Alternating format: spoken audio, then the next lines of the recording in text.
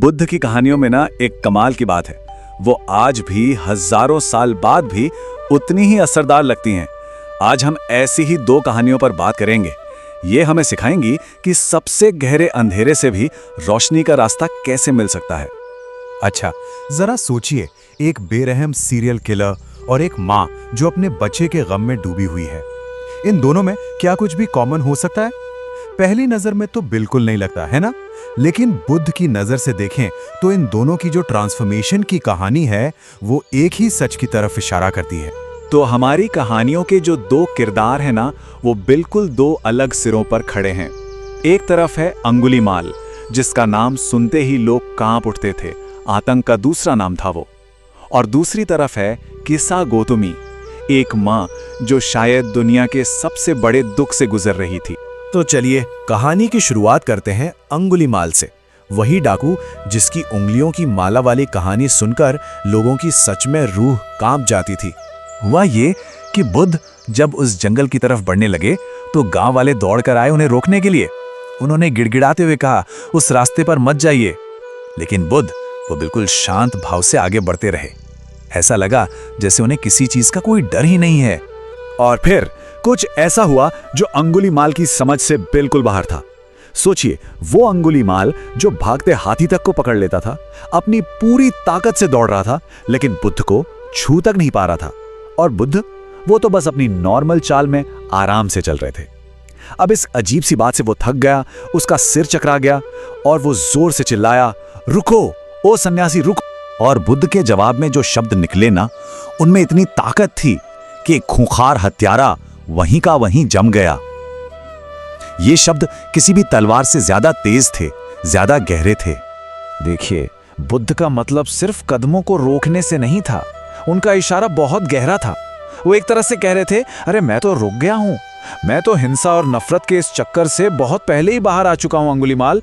अब रुकने की बारी तुम्हारी है, अपने पापों के इस चक्र को रोकने की। तो ये कहानी थी हिंसा को रोकने की। अब चलते हैं अपनी दूसरी कहानी की तरफ, जो दुख को समझने के बारे में है। अब मिलते हैं किसा गोतमी से, जिसकी दुनिया अपने बच्चे की मौत के बाद मानो पूरी तरह उजड़ चुकी थी। वो अपने मरे हुए बच्चे को गोद में उठाए बुद्ध के पास पहुंची। बस एक ही उम्मीद थी कि शायद कोई चमत्कार हो जाए। बुद्ध ने उसे दवा देने का वादा तो किया, पर साथ में एक बड़ी अजीब सी शर्त रख दी। अब वो बेचारी एक नई उम्मीद के साथ घर घर जाने लगी। हर कोई उसे सरसों देने को तैयार था, लेकिन जैसे ही वो बुद्ध की शर्त बताती, सबका जवाब एक ही होता। किसी ने अपना पिता खोया था, किसी ने माँ, तो किसी ने अपना बच्चा। उसे एक भी ऐसा घर नहीं मिला जहां कभी मौत ना हुई। और कहते हैं कि जैसे जैसे शाम का सूरज ढल रहा था ना, किसा गौतमी के मन का अंधेरा भी छटने लगा था। उसे अचानक एहसास हुआ कि वो इस दुनिया में अकेली नहीं है। ये दुख सिर्फ उसका नहीं है, ये तो हर घर, हर दरवाजे की कहानी है। और बस यही एक समझ उसके बेचैन दिल को शांत कर गई।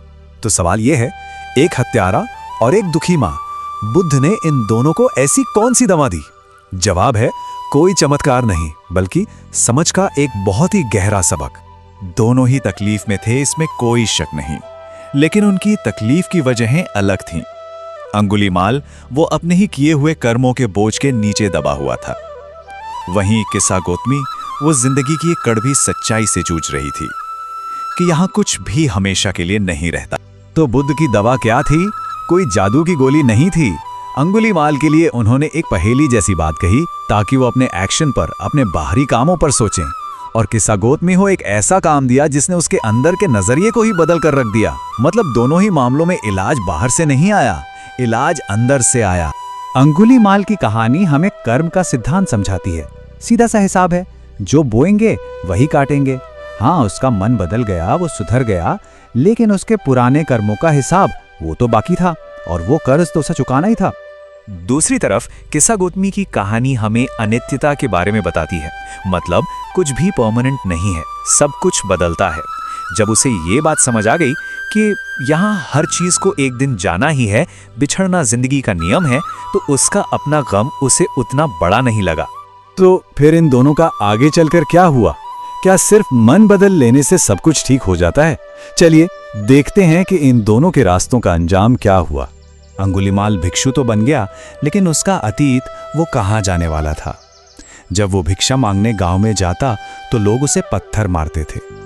जाहिर है ये वही लोग थे जिनके अपनों को उसने मारा था। और बुद्ध ने उसे कहा कि ये सब शांति से सहो, क्योंकि ये तुम्हारे उन भयानक कर्मों के हिसाब का बस एक छोटा सा हिस्सा है। और किस्सा गौतमी, उसने अपना नजरिया बदला और उसे मिली परम शांति।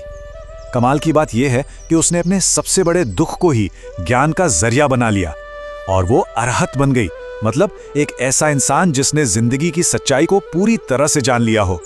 तो देखा, दो बिल्कुल अलग रास्ते, लेकिन मंजिल एक ही, सच पर पहुंचती है। दुख जिंदगी का हिस्सा है, ये सच्चाई है, इससे कोई नहीं बच सकता। लेकिन बुद्धा हमें ये सिखाते हैं कि इस दुख से बाहर निकलने का रास्ता भी कहीं बाहर नहीं, हमारे अंदर ही है। असली बदलाव दुनिया को बदलने से नहीं, अपने मन को बदलने से आता है। ये कहानियां आज भी हम सब के लिए एक सवाल छोड़ जाती हैं, असली शांति किसमें है?